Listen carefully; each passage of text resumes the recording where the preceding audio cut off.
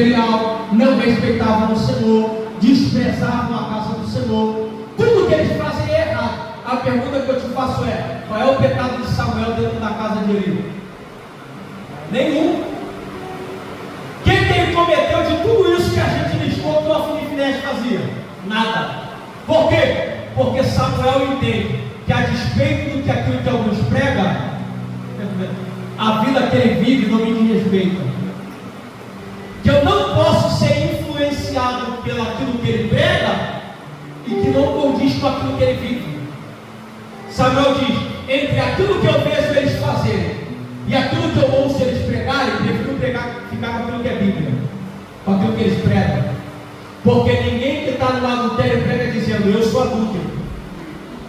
Ninguém que rouba de oferta prega: eu acabei de roubar o dízimo de oferta hoje. Você está conseguindo compreender? Que o que eles fazem aqui não condiz com aquilo que eles vivem lá fora. Samuel conhece o que eles pregam do lado de dentro e conhecem a atitude daquilo que eles vivem do lado de fora. Aonde está escrito isso, pastor? Na repreensão do próprio profeta sobre a casa de Eli, dizendo: o povo é desagradável ao povo, há ações que os teus filhos fazem no templo. Então o que eles fazem é rasgado.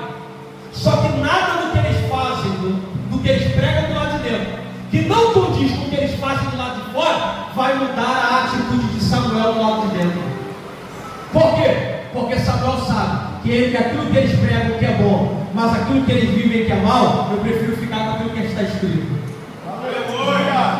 Ele cresce num ambiente de pecado, ele cresce num ambiente de fornicação, ele cresce num ambiente de adultério, ele cresce num ambiente de roubo de oferta, de prostituição, mas não há referência na Bíblia. Enquanto Samuel está na casa de Eli, assumindo o ofício sacerdotal, que ele adulterou, que ele fornicou. Por quê? Porque o ambiente não faz quem Samuel é ele que muda o ambiente que ele pisa. Então eu venho com um conselho para esse jovem que está crescendo no altar. Entrou na escola, é um ambiente. Muitas das vezes você vai ouvir conversa que você não deveria ouvir. Entenda, você pode até estar no meio da roda da fofoca, só que aí você tem que se posicionar. Peraí, a conversa vai continuar para esse lado? Vai. Então eu vou sair, porque aqui já está atravessando os meus limites, eu sou alguém diferente. O posicionamento que você tem vai dizer muito sobre quem você é. Daniel está onde? Na Babilônia. Aí ele está dizendo: não vou comer dos manjares, porque eu estou aqui, mas não sou daqui. Só que às vezes a gente esquece quem a gente é. Quer ver? 1 Samuel capítulo 30. Sabe o que Davi está fazendo? Morando 1 ano e meio com os filisteus, na região de Gade, numa aldeia chamada Ziclag. Pastor, o rei deu a ele liberdade para ele fazer o que quisesse. Pode fazer o que você quiser. Estourou uma guerra um ano e 4 meses depois.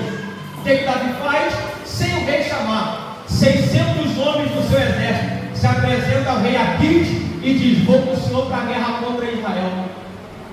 Davi está tanto tempo fora de casa que ele está achando que é filisteu. Pastor, Davi está junto com os filisteus, abraçado com o rei Aquis. O que ele está fazendo? A amizade que Deus não mandou à prova. O que ele está fazendo? Andando do jeito que Deus não mandou andar. Fugindo de morrer na mão de Saul, ele vai para Gade, fica em Ziclag e passa 1 ano e meio. Quando a guerra é contra Israel, ele apresenta 600 soldados e diz: vou para a guerra contra Saul, luta contra Israel. O texto do capítulo 30 de 1 Samuel diz que os príncipes dos filisteus olharam e disseram: esse aí não é o Davi, que se canta nas ruas de Jerusalém, que ele matou os seus milhares, enquanto Saul matou os seus 10 milhares. Aí o rei Aquis: é esse mesmo. Aí os príncipes disseram: então escolhe, ou vai Davi com 600 homens com o senhor para a guerra, ou vai a gente, porque para a guerra com Davi a gente não vai. Peraí, Deus não levantou nenhum profeta para entrar num ambiente de corrupção, na amizade errada que Davi fez, para dizer para ele: Davi, sai daí. Não, sabe o que Deus fez? Usou alguém na roda que ele estava para dizer: você está aqui, mas não é daqui. Que às vezes isso acontece na escola, no trabalho, isso acontece na roda da amizade que a gente ainda tem no mundo, e não é para você parar de falar com todo mundo, não. Só que vai ter um ambiente que você vai entrar na porta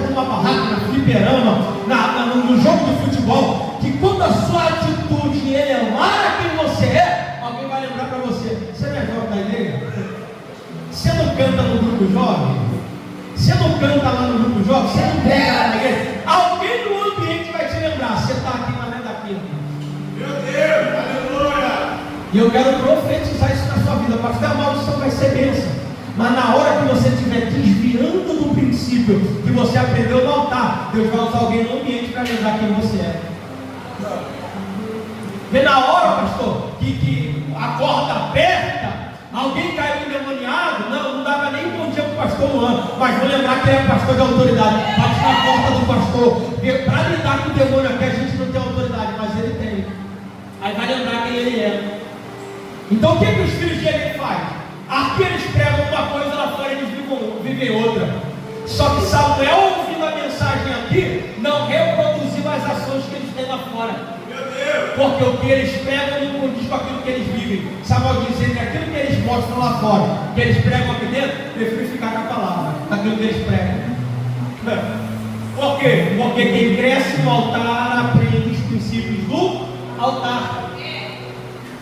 E cabe a nós, irmãos, quem é governado pelaquilo que aprende de princípio no altar, vai sempre estar debaixo da provisão de Deus. Quer ver? Gênesis capítulo 3, verso 8 e 9. Na virada do dia, o Senhor aparecia no jardim do Éden, e aí ele vem gritando no verso 9: Adão, Adão, onde tu estás? Parece que Deus não sabe onde Adão está, não parece? Quando você lê isso, Deus entra no jardim perguntando: Adão, aonde você está? Só que isso iria contra alguns atributos que Deus tem. Pastor Michael, qual é? Ele é onipotente, onisciente e onipresente. Ele tem todo o poder, sabe de todas as coisas, está em todos os lugares. A pergunta que eu te faço, ele responde em alto bom som: Deus sabia onde Adão estava, sim ou não? Sim. Por que Deus entra perguntando? Se ele já sabe onde Adão está, por que Deus entra perguntando? É simples, pastor Luan. É porque Deus tem um ambiente de relacionamento. Aonde é? Talvez numa pedra separada onde ele sentava com Adão. Aí ele vem para cá, senta e diz: Adão, como é que foi teu dia?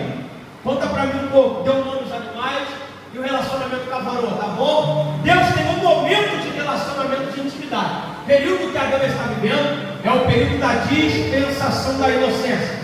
Adão não tem o desejo de pecado que a gente tem, desejo de inveja, nada disso Adão sente. Raiva, ira, ódio, nada disso ele tem. Período da dispensação da inocência.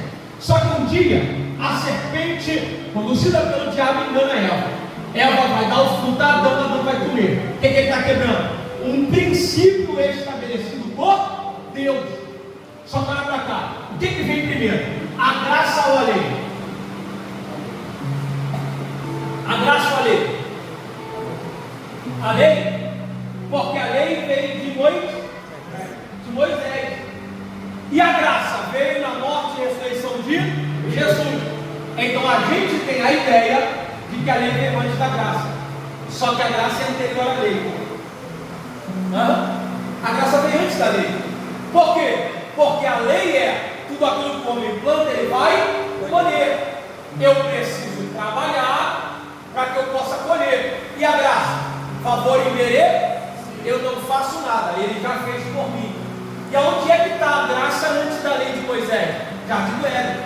De tudo, pois, quanto eu plantei, Deus disse: come livremente. O que Adão fez para comer aquilo que Deus plantou? Nada. Adão abriu a terra no jardim do Éden? Não. Cavou? Selecionou semente? Ficou regando? Não. Deus simplesmente deu a ele quando disse: come livremente. Então o que é isso aqui? Deus é um pai, Adão é um filho.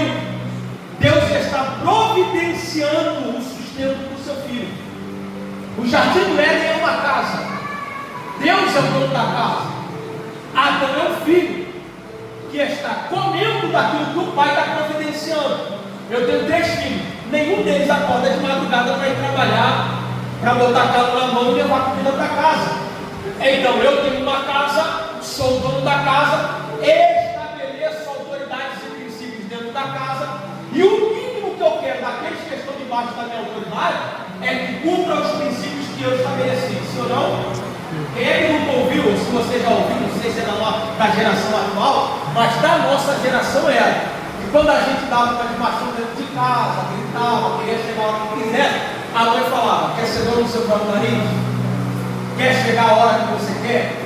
Quer fazer o que você quiser? Arruma um trabalho, aluga uma casa, seja dono do seu próprio nariz, e aí você faz o que você quiser. Mas enquanto eu estiver dentro da minha casa, tem que obedecer as minhas regras. O que Adão faz? Simplesmente quebra o princípio estabelecido por Deus. O que Deus faz com ele?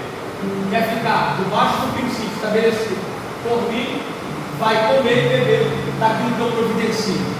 Passou por cima dos meus limites, daquilo que eu estabeleci como princípio, vai sentir dores de coluna, vai suar. Por que, Senhor? Porque tu vai ter que cavar a terra, plantar, regar, colher as coisas. Então, para viver debaixo da provisão de Deus, eu preciso obedecer os limites e os princípios estabelecidos por Ele. O que é que os filhos dele estão fazendo? Quebrando todos os princípios estabelecidos por Deus. Mas o que Samuel está fazendo? Deitadinho aqui, ó, pertinho do altar, só crescendo na graça e no conhecimento. Na graça e no conhecimento. Está debaixo da provisão de Deus. Aí quer ver só? Eu não sei até que hora a gente vai, já 8h40. Quer ver só? Como é lindo isso aqui? Quando